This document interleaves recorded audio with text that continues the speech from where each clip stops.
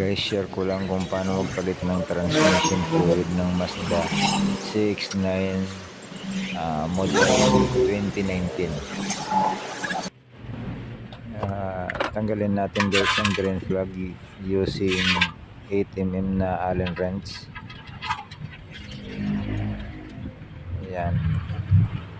Ayan lang natin guys na tumulo hanggang sa maubos ang transmission fluid natin para green na green siya.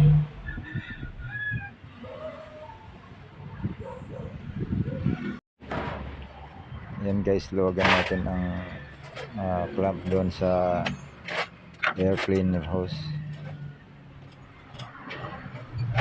Ayan, para natin ang air filter,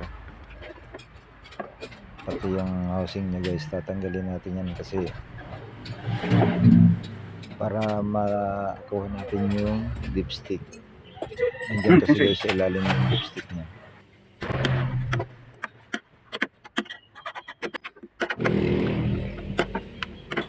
Yan yung dalawang 10mm na bolt, tanggalin natin. Nakakonek yan guys dyan sa housing ng air filter. Ayan.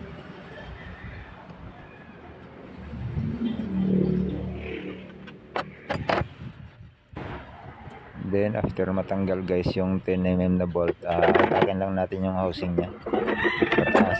Yan, yan, ganyan lang guys.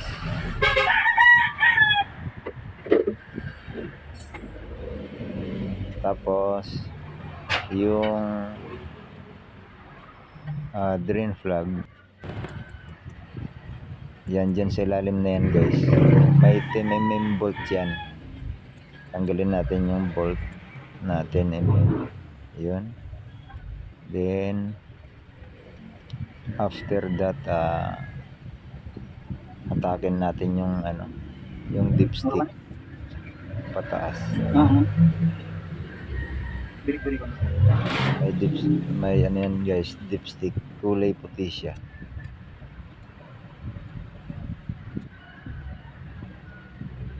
Ayan, medyo masikip nga lang. Ayan, ayan yung guys yung dipstick. Ayan guys, ilagay na natin, ibalik na natin yung drain plug. Ayan, nigpitan lang maigi. Ayan.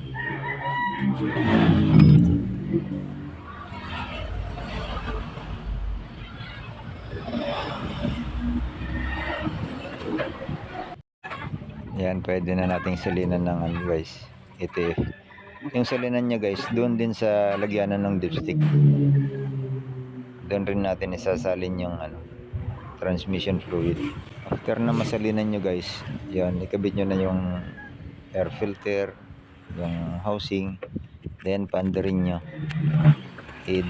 ilagay nyo sa reverse drive para mag circulate yung then sukatin nyo na guys yung level nung ETF.